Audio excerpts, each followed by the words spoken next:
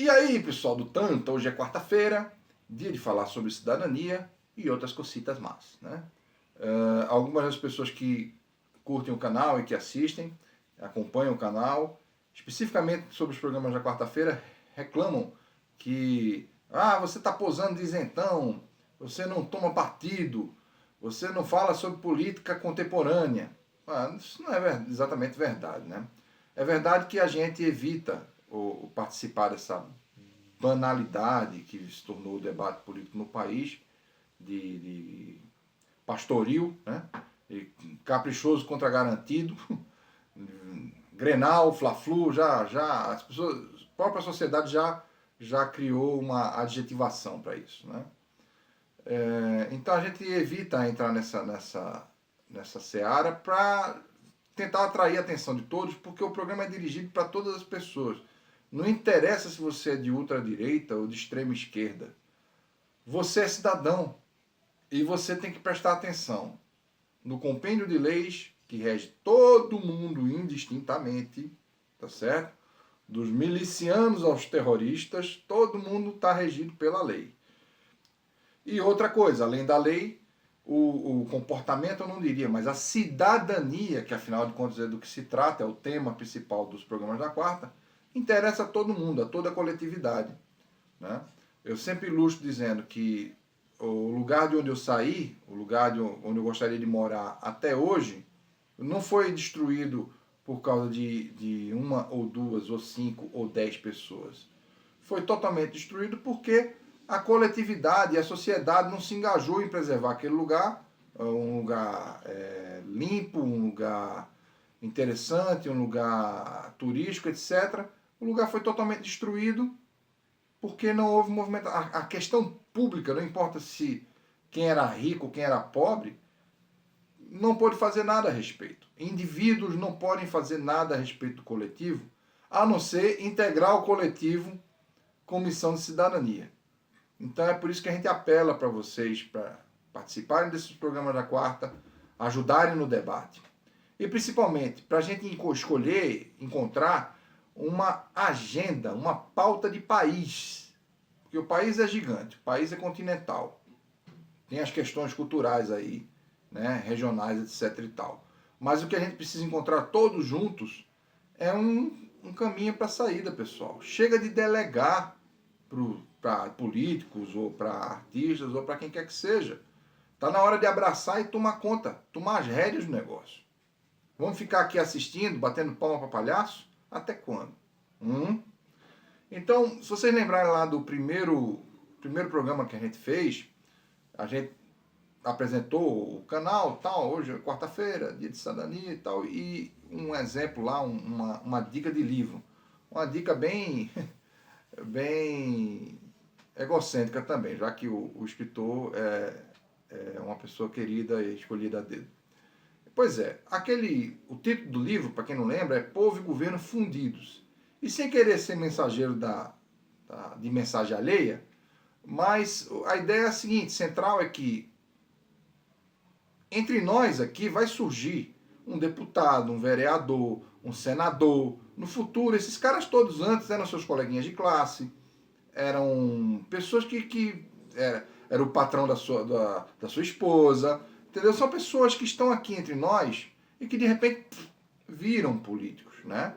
O velho da Havan, não duvide, vai virar político já já. O Luciano Huck vai virar político, ele quer, entendeu? O Alexandre Frota, olha quem diria, o Alexandre Frota, na sua tenebrosa carreira, acabou como deputado federal, tá? Então, essas pessoas não são diferentes de nós.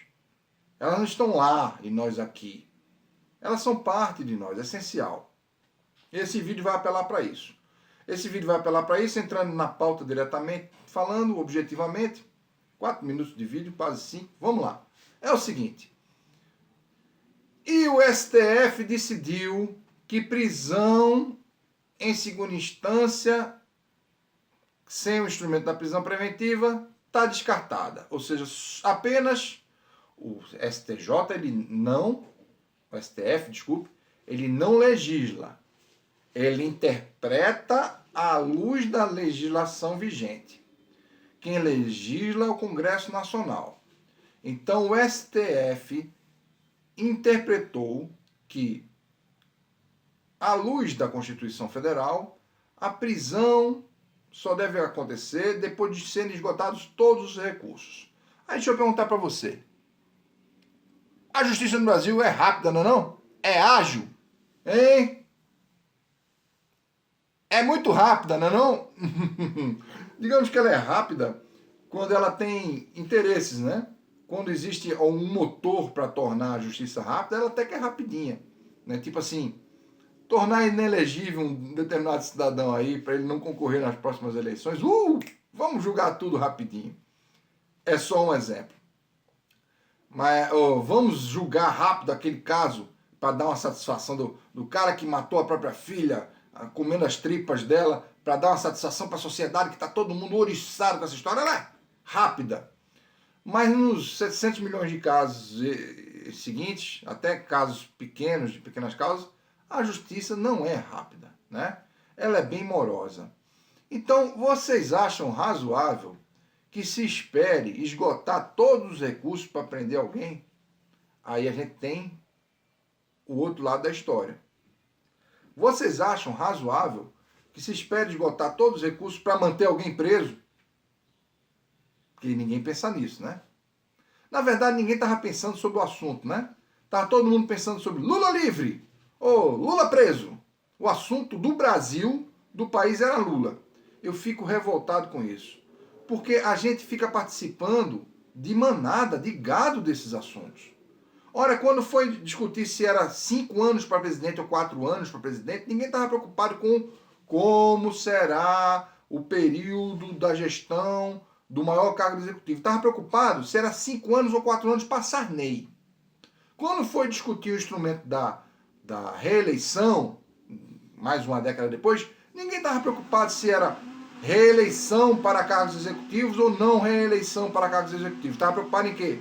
Se vai dar mais um mandato para a FHC, como se a eleição já tivesse decidida. Essa questão, na hora de discutir coisas fundamentais, em vez de discutir a agenda do país, discute a casualidade, discute o local, discute o efeito efêmero daquele momento. E esse é o nosso problema. Não é problema do STF. A gente aqui está discutindo se o Lula vai ser solto ou vai ficar preso. Ninguém está discutindo se é um instrumento da prisão após segunda instância. Ninguém está discutindo uma agenda de país. Está discutindo a casualidade, está discutindo o momentâneo, o efêmero. Então esse puxão de orelha de hoje é sobre isso. Vamos discutir o projeto de país que queremos, porque eu vou dizer uma coisa para vocês. Embora existam aí inúmeros casos de injustiça, e pessoas que foram presas já na primeira instância, e lá pela segunda ou terceira, é que foi se descobrir que a pessoa era inocente, a pessoa passou, como a justiça é lenta, né? Um bom período presa injustamente. É preciso pensar também que a gente precisa, além de exigir instrumentos mais rápidos, agilidade, celeridade da justiça, afinal de contas, o Poder Judiciário é o que ganha melhor, né? É a referência de teto de salário, embora subvertida com auxílios e outras escrotices, mas é a referência, está lá ajuizado como ministro do STF, como teto de salário. Então, mesmo eles ganhando bem, eles precisam de database, isso é outra questão que a gente discute depois. A questão é, esse pessoal, esse instrumento cheio de sistemas e etc., precisa realmente ser ágil para não se tornar um instrumento de injustiça ao invés de justiça. Mas mesmo correndo o risco de haver esse tipo de coisa, a gente precisa discutir a prisão em primeira instância. De novo, mesmo correndo o risco de cometer alguma injustiça. Então, se você quer realmente mudar o país, se você não está preocupado com o barbudo lá de 9 dedos, se o seu problema não é esse, se o problema é esse, continue aí com esse seu papo de torcedor velho aí, tá certo? Leve sua bandeira e fique no zap reenviando um monte de porcaria, sem ideias próprias, só regurgitando como se fosse uma vaca, como se fosse gado mesmo, o que acabou de engolir. Se você quer discutir uma agenda, venha com a gente. Nós somos poucos, mas somos fortes. Olha só, a gente deveria instrumentalizar, a palavrinha do dia é hoje, hein? É essa, instrumentalizar, através do Congresso Nacional, para que se legisle sem necessidade de interpretações do STF, a prisão em primeira instância, já, tá certo? E para prevenir injustiças, promover uma reforma no judiciário. Mas vamos lá. Em relação a quando deve ser preso um condenado, a gente deveria pedir na primeira instância, porque afinal de contas, se constituiu ali uma peça, um juizado. O assunto foi julgado. Na primeira instância ele já é julgado. A segunda instância serve para referendar ou criticar ou avaliar a qualidade da primeira instância. O nome disso é recurso. Ora, recurso é uma coisa que se pede contra algo que já foi decidido. Se já foi decidido e foi condenado, já deveria ser preso. Se foi pela prisão que foi decidido. Ah, mas mesmo estupradores, homicidas, cara, para isso existe prisão preventiva. E já existe, olha a palavra de novo, um instrumento da prisão preventiva para esses casos. Tá certo? Agora, para casos ordinários, colarinho branco e etc., já na primeira instância já foi julgado, já tem que ser preso. Aí o cara entra com recurso, certo? E aí sim, para a próxima instância. Mas se já foi julgado, já tem que ser preso na primeira instância. É assim em toda parte do mundo. Se a gente admite que, olha, só quando esgotarem todos os recursos é que a pessoa, o réu, pode ou não ser preso, a gente está com isso assumindo que a qualidade da nossa justiça é muito ruim, porque só a última instância tem o veredito, a capacidade de levar alguém à prisão ou não. Ok? Dito isso, vamos analisar o caso em tela. Quem está comemorando Lula livre não parou para pensar que ele continua condenado. Não há o que se comemorar em Lula livre. Porque ele não... O que aconteceu é que ele, corrupto ou não, eu não vou aqui fazer defesa que eu não fui pago para ser advogado de ninguém, tá certo?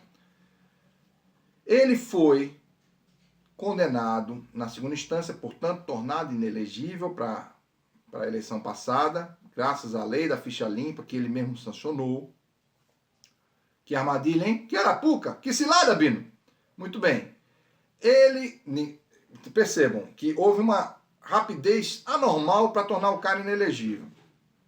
Tá? Mas isso à parte. E o cara que o julgou, que ajudou a condená-lo, se tornou ministro do governo que assumiu na eleição que ele não participou. E, além disso, isso já tem previsão no Código Penal, o cara tomou parte, o cara se relacionou com uma das partes envolvidas. Aí você vai falar assim, mas para prender Al Capone, o Eliot Ness também transgrediu a lei, tá errado. Não tem super nada isso aí. Tá errado.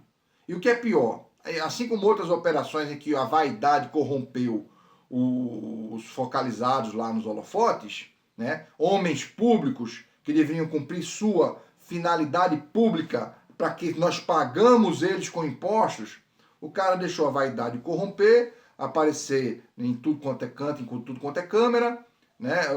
Personalizar uma coisa que é normal, pública, processual, e aconteceu isso, para dizer o mínimo, hein? Para não falar que é corrupto também. Embora já tenha um monte de indício aí. Então o rapazinho lá, o juiz, julgou a matéria conversando com a procuradoria, que é parte interessada na matéria. Conversando não, orientando. Isso vicia o processo, isso anula o processo. Isso não quer dizer que o outro lá não está mais condenado. Significa que ele tem direito a um novo processo com outro fórum. Aí você fala, você é lulista, tá defendendo. Não, cara, preste atenção no que eu tô falando. Não tô defendendo Lula, não.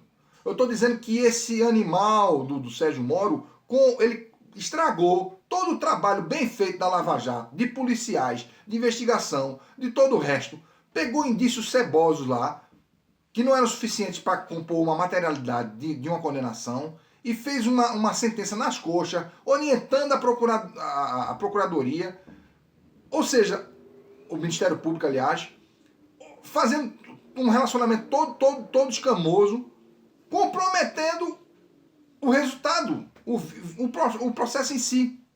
Ou seja, se você queria ver Lula preso, você tinha que ter raiva do Sérgio Moro. Entendeu? Por quê? Moro.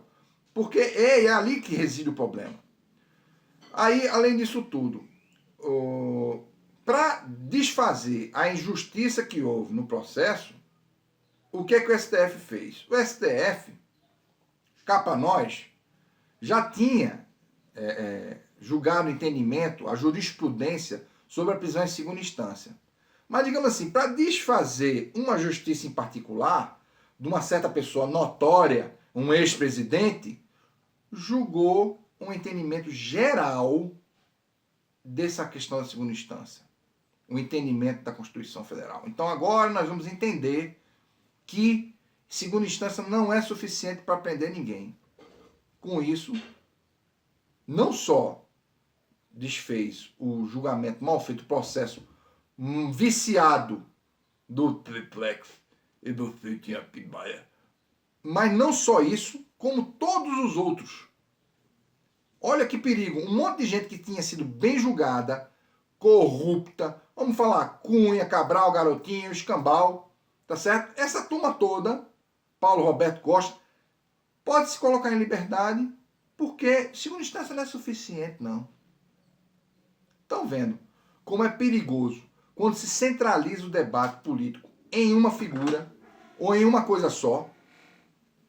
Estão vendo como é perigoso? Então veja só, se você quer mudar isso, não adianta gritar, porque o STF é soberano para julgar entendimento da Constituição Federal, que é soberana. Não vamos fazer aqui uma nova Assembleia Constituinte, mas é o seguinte, se você quer a prisão na primeira instância, como a gente propõe, tem que se editar uma nova lei no Congresso. E aí deixa eu dizer uma coisa para vocês. Tem uma outra parte da nossa proposta de reforma política, aquela que foi discutida nos programas anteriores aqui no canal. A gente falou só sobre a questão da eleição no Executivo, encadeada em 4 anos. Tem mais. É porque, aparentemente, ninguém se sentiu cativado pelo assunto. Talvez agora, né, com essa celeuma de torcida, talvez se interesse. Olha só.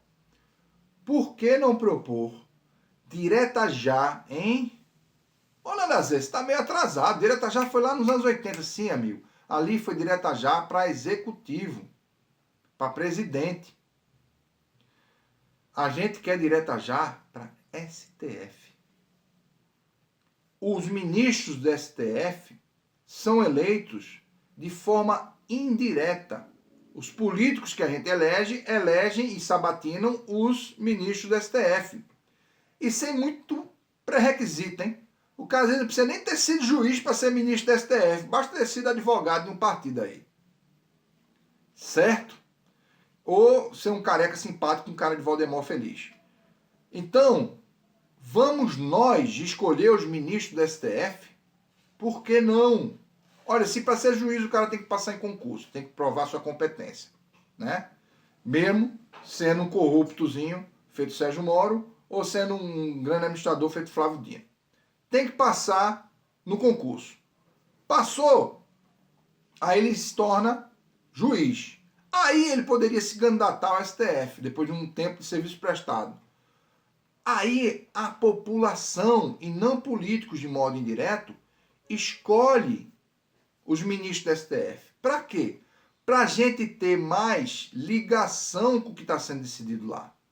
Porque embora o Poder Judiciário não legisle sempre, não administre sempre, não faça gestão sempre, eventualmente tem papéis desse tipo, né? A separação dos poderes em executivo, legislativo e judiciário, ela não é estanque, né? E os poderes se misturam um pouco.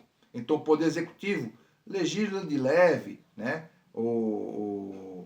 Julga de leve, né? O judiciário legisla de leve, faz gestão de leve, etc. Existem algumas funções que exigem que se faça uma acomodação. Então, veja só, para eleger o pessoal do STF, vamos nós, população, eleger, porque aí, com certeza, a população, a sociedade em geral, vai se ver representada nos momentos em que o STF precisar decidir certas coisas. Porque é muito engraçado. A mesma rapaziada que estava batendo palma para o STF, eu amo, quando, por exemplo, mandou prender o Lula, né? Quando decidiu lá atrás que era para prender na segunda instância mesmo, tá agora dizendo que é tudo safado, é tudo corrupto, 6-5, nós perdemos, esse STF não nos representa. Cara, se decida. Porque a gente está falando exatamente das mesmas pessoas, da mesma entidade. É sempre o STF. Quer dizer, quando ele joga a favor do que tu quer, ele é maravilhoso. Quando ele joga contra, aí ele é uma desgraça. Então, para acabar com isso, em vez de ficar dizendo que são eles e nós, então eles lá e a gente aqui é diferente, vamos propor a eleição direta para ministro do STF. Assim, haverá um canal direto entre o tipo de aspirações que a sociedade tem e os julgamentos que se tem lá na corte máxima do país. Ok? Esse blá blá blá em resumo. Esporro na cara de vocês para vocês pararem de discutir bosta. Vamos prestar atenção quais são as questões relevantes do país e não se o amiguinho está preso ou está solto, o inimigo está preso ou está solto. Tá certo?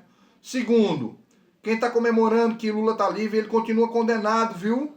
O processo não foi julgado, viciado como foi, tá certo? Então prestem atenção, vocês estão comemorando nada. Terceiro, tá com raivinha que o STF não liberou o Lula? Meu amigo, o problema não é o Lula, o problema é a prisão na segunda instância. Você acha que a prisão tem que ser desde a primeira instância, como a gente aqui no canal pensa?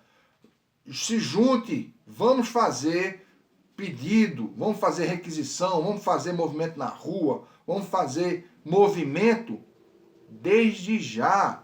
Vamos ter uma agenda de país, vamos deixar de discutir a casualidade para discutir o país, a agenda, ok? E as personagens estão todas comprometidas, tá certo? O STF está comprometido, porque julga as coisas casualmente. O Sérgio Moro está comprometido, porque, como o Intercept revelou, foi escamoso. O Lula está comprometido, porque ninguém é condenado na segunda instância, mesmo num processo viciado, à toa. Então é isso. Deixem de defender seus heróis e vamos partir a perseguir os inimigos do país juntos. Beleza? É o nosso recadinho de hoje de cidadania e política do Tanta.